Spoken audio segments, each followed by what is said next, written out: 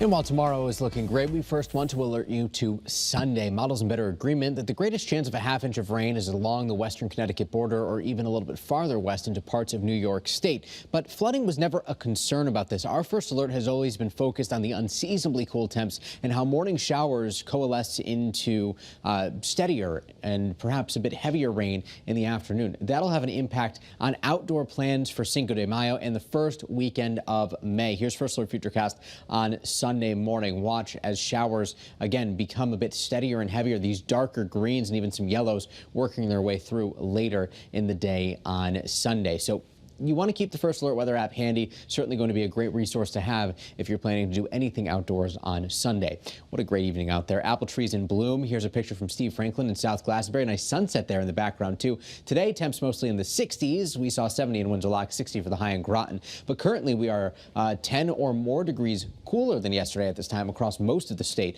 Not quite as big of a difference across northeastern Connecticut. 50 in Putnam, 53 in Tolland right now, 49 in Norwich, 52 at Hartford Brainerd, 50 in Torrington, and 54 at Tweed, New Haven. Here's the view from our iCam in New Haven right now. In the distance, we can still see some lingering clouds. The view from our iCam in Rocky Hill looking north to the Hartford skyline. Great visibility out there tonight. And we're expecting temperatures tonight to drop back down into the mid and upper 40s. Partly cloudy with some patchy fog developing.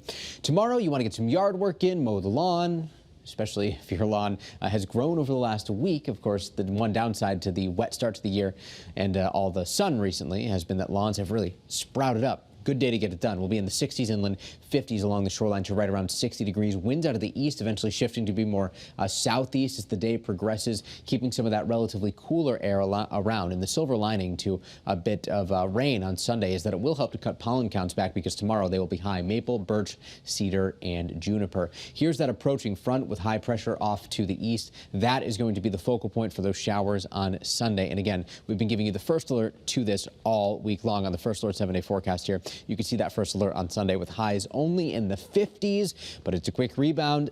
Monday, Tuesday, looking pretty good. Some discrepancies in the models as we get into the middle of next week, some chances for showers, but Scott Gagliardi and Jill Gilardi will have much more for you over the course of the weekend.